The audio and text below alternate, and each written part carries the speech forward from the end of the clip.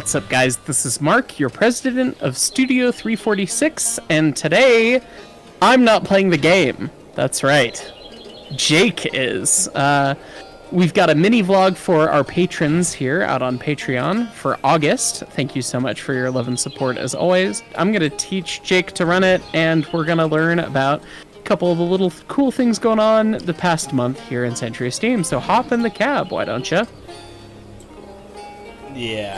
Yeah, you know that picture of the golden retriever that says "I have no idea what I'm doing"? You. That's me right now. Yeah. So Jake is not huge into actually operating steam engines from the cab, so this is going to be kind of entertaining. So why don't you hop over to the fireman's seat first? Give us a little oil. Okay. More than that. How much is a little? Yep. I mean, that's plenty. That's, yeah, you see smoke coming out of the peephole there. That's plenty. Yeah.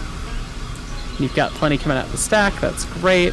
Now give us a okay, wait, where's it's the in peephole I'm looking door for? there. Yep. Mm-hmm. That guy. This one? It was bleeding around anyways, oh, okay, but yeah, I see you the smoke. typically just keep that open if you want.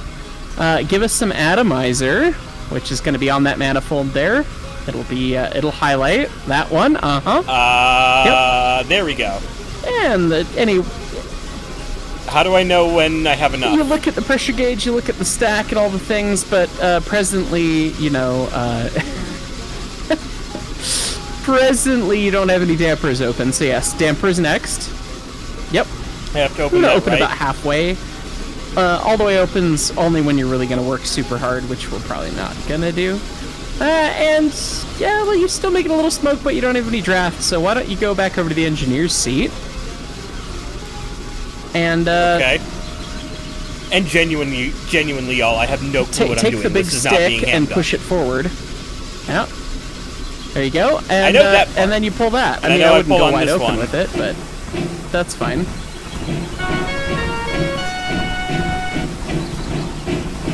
You mean trains aren't accordions? It's fine. See? You can just hear how out of time your engine is. Why don't you hop in the fly cam and show the viewers the condition of your locomotive. You've got leaking injectors, leaking Donner valve Joe's a little packing, sad. leaking cylinder packing. Everything's leaking on the poor Downer Doe. So, but that's plenty of speed there, as you can hear. The plane just checking that curve, so... And you might as well hook her up, too. I mean, bring the bar a little closer to center. Pick a notch that's, yeah, somewhere in there'sville. Yeah, isn't that actually how you drive a steam locomotive? Like, you basically whack the throttle open and you drive it with the Johnson bar? to do, yeah. If you're really at tonnage. If you're less than tonnage, then, you know, you end up modulating the throttle, too, of course. And, of course, based on speed, but you've got a crossing coming up, so... Oh. That's a whistle, yeah.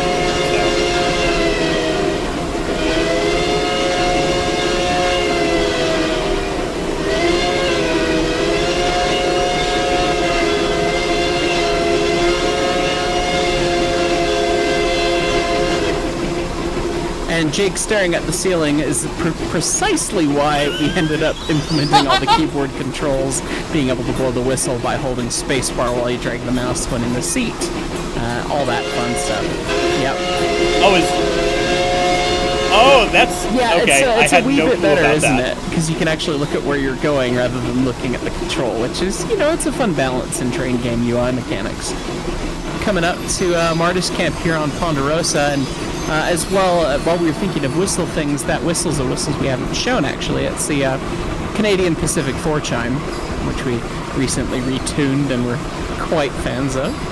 One of the few 4 chimes out there in the wild. It's got some authority to it. It's like a 12-string playing a 3 chime, as Tom always likes to say. But here we are coming up to Martis Camp, and you'll get to continue your run just nice and easy.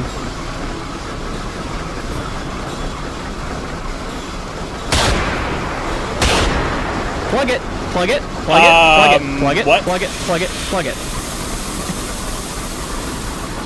Yep. It's fine. Okay. It's fine. We have those. Yep, that's why we have those. Absolutely why we have those. Go ahead and lap your brakes now that you've stopped, so that you don't just piss off your air compressor, but you stay stopped. And hop out and let's... Yeah. Oh, yeah, you turn those things down. I'm gonna go ahead and... Don't go all the way off with it, otherwise the fire will go out, which is fine. The fire... No, it didn't go. Okay, good. Yeah, just keep it, kind of happy, low teens, or tens. That's fine. Yeah. All right.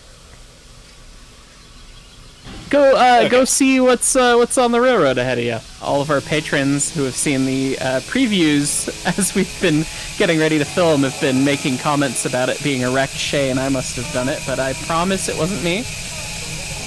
Yeah, the lucky buck was not so lucky today. I guess not. So, sad day for that and everything. We're gonna have to clean that mess up. But you were warned of the lucky buck's demise. I was. There was a loud sound. Your new feature. But yeah, so y'all really loved the cute little Rico polling toasts that we made last time.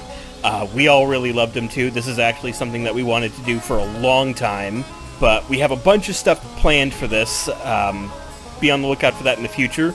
But we now have the second thing that we're using this for, and that's going to be for placing torpedoes. So torpedoes, those are those little, they're these little explosive charges that you place on the rail. When the locomotive or the car rolls over them, it makes a loud bang, lets you know, hey, something's up, you should probably dump it. But yeah, so we just have this cute little toast. Right now you hit the M key to bring Rico up and let you place torpedoes. You can remove them. You can hit delete to recall all of them. And yeah, it's super cool, super fun. I loved kind of working on this. I had to set up like a whole little actual system to make this work correctly and be able to integrate it with the way we want to do everything in the future. That's kind of where I do most of the work. I like setting up systems that let people do stuff. Yeah. It's just, I don't know, it's just fun. It's what I CTO. really enjoy. And that's also why I don't know how to run the trains, because I'm the guy who's in the back wiring stuff together rather than in the cab running the trains. Jake knows a lot about couplers. In fact, everything about couplers and how they work. And I don't, and I pull the sticks and be funny on camera. That's how that works. So. Yep. I mean, you also kind of did all of the air and steam sim stuff, so don't discredit yourself. Yeah. Go ahead and roll over them. But yeah, so the torpedoes. From the outside. Yeah, the recover your air there. I mean, you fun. didn't have to go to overcharge, but that's fine. That'll be fine. It's fine. It's fine. Don't crash into the Shay, but run over those, show them off. So each one gets a little charge of gunpowder going off. You get the smoke, the whole thing, and then here in Ponderosa, with the high hills as they be, you get a nice, fun echo as the sound of the blast ricochets off of everything in the distance as well. So, such a cool, niche, little important thing. It's a small thing, but a truly important thing from the history of railroads. Anytime you had something where you needed to alert a following train of any variety, particularly a non-signaled territory, of things gone wrong, you put down torpedoes.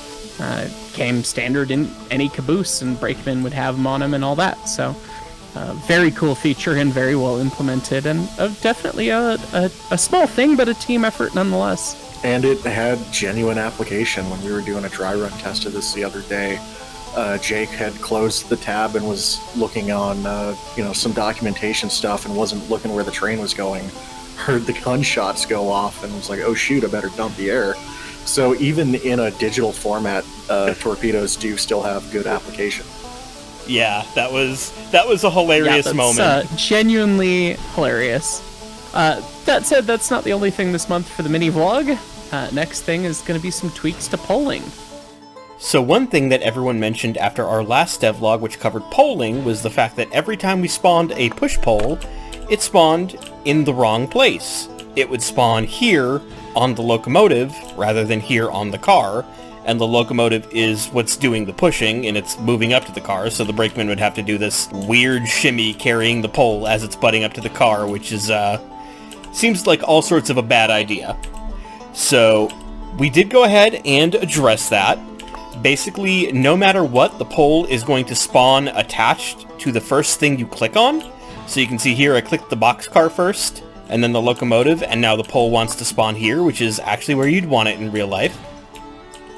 But what we changed was we changed the prompting on the little Rico UI to make it so that the user is encouraged to set it up properly in the first place. So I bring up the polling UI, select loco/car to be pushed. That's going to be the thing that's stationary. Select pushing loco car. We can probably work on the verbiage, but this generally communicates the intent of what we want. Boom, we click that, we get our little ghost, and boom.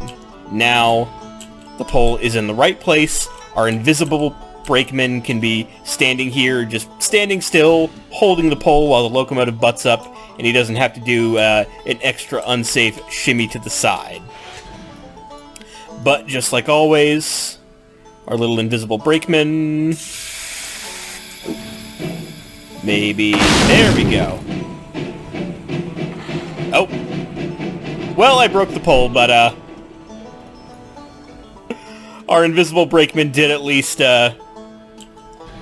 hold it for us and aimed it properly, even if I gave it a little too much juice.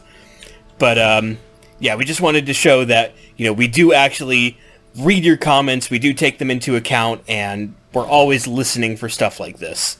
So please feel free to give us any feedback you have. We're more than happy to listen to it, and if it's reasonable, we'll probably incorporate it. Alright, that was some of the work that was done in the last month. We've also been hard at work doing another round of performance benchmarking, and especially optimization passes with foliage. It's been really important to keep finding new ways to ensure the world is both beautiful and performant.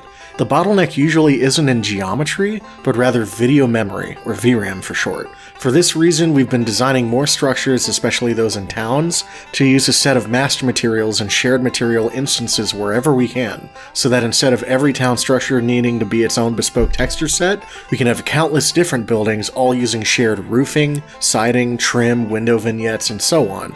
We also found that another major VRAM hog was actually our dynamic text and decal system. It is very powerful, but it was also very expensive. So now after some major reworking, we've been able to shave a whopping 2 to 3 gigs off of the VRAM usage. On the asset side of things, we've still been busy not just with rolling stock, but also with more world-building assets that will really go the extra mile in selling not just a game with cool trains in it, but the full historical experience that makes you feel like you're in a real boomtown, and not just a Hollywood backlot. And lastly, before we go, a lot of people ask us about track and what track laying in Century of Steam is going to look like and what pieces will be available, and after a whole Herculean effort of planning and reference gathering and math, we're making more track pieces again. And all that careful planning and math is to eventually allow players to be able to do some really cool things with these pieces and the systems we provide. Take, for example, the Humble Diamond. Seems simple enough, right? It's just 2 tracks crossing each other at grade. See, here's one in use on the Boston Revere Beach and Lynn Railroad. We're not going to talk about that. But what if you don't want to cross at this angle? What if you need to cross at, say, this angle? Or somewhere in between? Well, Tristan and I just succeeded in a proof of concept for some new tech, and once that's been fleshed out the rest of the way, we're going to be very excited to share this in a not too distant vlog. Anyway, thank you again to all of our patrons and YouTube viewers who show interest and care about what we do. If you'd like to support our development of Century Steam, you can always do so at patreon.com/studio346, and for as little as $2 a month, you can receive these devlogs a month early before they go public to YouTube. Have a good one, and we'll see you again soon.